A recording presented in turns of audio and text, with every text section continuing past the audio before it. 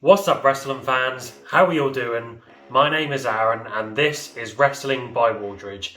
If you're new here, welcome to the channel. Please give me a follow on Twitter at WrestlingByW. If you enjoy this video, please give it a like, give it a share, hit the notification bell and subscribe. I'm on the road to 100 subscribers, so let's get it. So, are we all having a good week of wrestling? I imagine Monday night was pretty forgettable, but I won't get into that. I'll be here all day. But we got a kick-ass Dynamite and more build to WrestleMania, so let's get into it. To kick things off, the Good Brothers and Kenny Omega versus Laredo Kid and the Lucha Bros in a 6-man tag from AEW Dynamite. So for me, I definitely preferred this match over last week's 6-man tag, as I thought the inclusion of the Good Brothers helped to keep the match a little more grounded, and I thought the match told a slightly better story than last week's as well, with the story being Kenny and the Good Brothers isolating Laredo Kid and taking advantage of his inexperience in comparison to that of the Lucha Bros, and they used great tag team work to cut off the ring effectively. Kenny and the Good Brothers worked on slowing the pace of the match down to counter the speed of their opponents, until the faces were able to gain the control and pick the pace right back up. So there was a nice flow and a good structure to this match. The work rate and athleticism here was brilliant,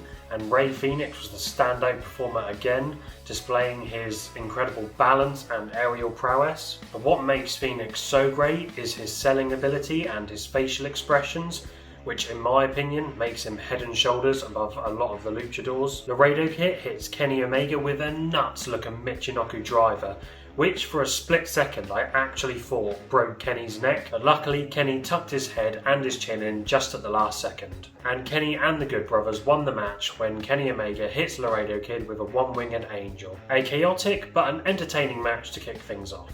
And coming in at number 4, Jay Briscoe versus EC3 in a singles match from Ring of Honor 19th anniversary. And fair play to EC3, he has gotten himself into phenomenal shape. So this one had a strange backstory going into it, with EC3 seeing if he could find honour by wrestling Jay. Yeah, a bit unsure about that. But the in-ring story here was great, with EC3 immediately living rent-free inside of Jay's head by constantly taunting him with handshakes at the beginning of the match, as well as out-wrestling him. EC3 slowed down the pace of the match, and in order to frustrate Jay, adopted a clever game plan where he used rest holds, then he would hit a big power move, and then he would go back into a rest hold, rinse and repeat. The selling by both men was on point, and I liked how Jay targeted the neck of EC3 in order to set up for the Jay Driller, and I thought EC3 also did good work by attacking the leg of Jay Briscoe after Briscoe had tweaked it early on in the match. And then Briscoe hits EC3 with a great Death Valley driver onto the ring apron,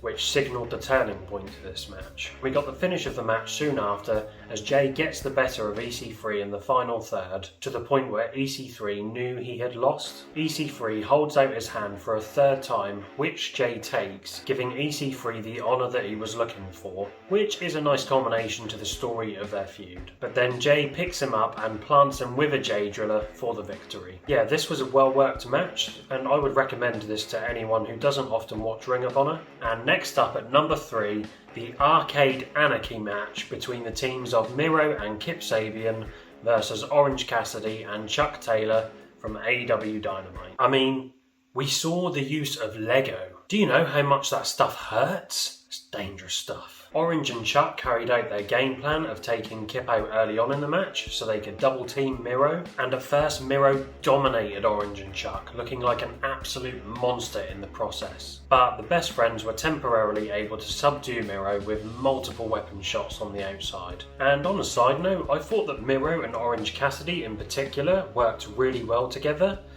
Orange Cassidy's selling ability makes him a really good foil for Miro's powerful moveset, and I wouldn't actually mind seeing a singles match between the two down the line. And even though this match wasn't a scientific masterclass, it was just a boatload of fun, and sometimes that's all you need in wrestling, isn't it? Besides the Lego spot, we got the return of Chris Statlander, who popped up from a claw machine to just shove the glass into Penelope Ford's face. She then proceeds to hit her with a great looking twisting fisherman driver through an air hockey table, and then we saw the return of Trent. But more importantly, we saw the return of Trent's mum. Because Trent's mum rules. The reunited best friends teamed up to overwhelm Miro, which led into a really fun finish where Trent exacts his revenge on Miro by spearing him through a propped up table, followed by Chuck nailing a shell-shocked Kip with a running power slam from the stage through another table that was on the floor. And the aftermath saw a great moment with the best friends and Chris Statlander hugging it out, giving the people what they want. And coming in at number 2, Dak Draper versus Jonathan Gresham in a Pure Rules match for the Pure Championship at Ring of Honor 19th anniversary. The match had a fun David versus Goliath dynamic considering the size difference between the two men, and the match told an excellent story with Dak Draper attacking the midsection and the ribs of Jonathan Gresham to affect his breathing, whilst Gresham smartly attacked the left leg of Draper. The psychology was great, with practically every move executed, focusing on their respective targets. Gresham was forced to use all 3 of his rope breaks by the 8-minute mark, which helped make Draper look even more of a dangerous and worthy opponent for Gresham. And Jonathan Gresham's selling in this contest was extremely impressive in my opinion. He sold Draper's offense very well and also did a great job of selling his midsection, aided by some heavy breathing. And Draper was no slouch either, as he did an admirable job himself of selling his left leg. However, there is still room for improvement with Draper, but the lad has great charisma, he has a great look, and he has a great deal of potential. And then, after a couple of close near falls from some amazing Draper power spots, we got a really unique finish to the match, which saw Gresham execute a tope suicida, but he lands on the back of Draper and applies a sleeper hold, but Draper impressively gets back into the ring before the 20 count, all whilst having Gresham on his back, who is still applying the sleeper hold. But eventually he does succumb to the sleeper, giving Gresham the victory. Yeah, another phenomenal match from Ring of Honor 19th anniversary. That again, I would just recommend to anyone that hasn't seen any of that show. And coming in at number 1, the opening match of AEW Dynamite between Christian Cage and Frankie Kazarian. This match told an excellent story of Christian Cage having to overcome his ring rust from his 7-year absence from wrestling, whilst we saw a more aggressive side of Kazarian after Cage surprised Kaz by getting the better of him in the opening exchanges. But what really impressed me in this match was the facial expressions on show by both men, which did a great job of enhancing the story even further.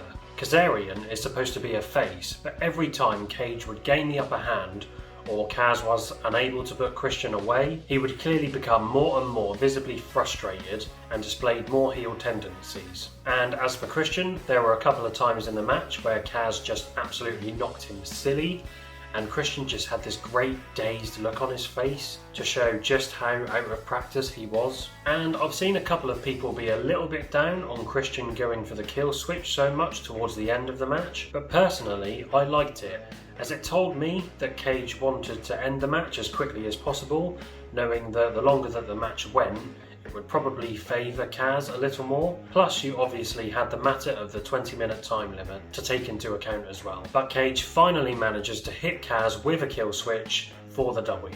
Yeah, Christian still got it. Kazarian is a fantastic wrestler. I thought that this would be a great match, and it didn't disappoint. And that's my list, guys. As always, let me know what your favourite matches of the week were. If you agree or disagree with me, let me know in the comment section down below and we can have a good old chat about it. And we have an absolutely massive week of wrestling coming up. We've got Sakura Genesis today, we've got go home shows all over the place, we've got AEW Dynamite on Wednesday, we've got Impact's Hardcore Justice on Saturday, NXT Stand and Deliver, and the small matter of WrestleMania. Oh, I am hyped. And again, if you enjoyed this video, please leave a like, give it a share and subscribe. I hope you all have a great Easter Sunday, and I'll see you all next time. Bye bye.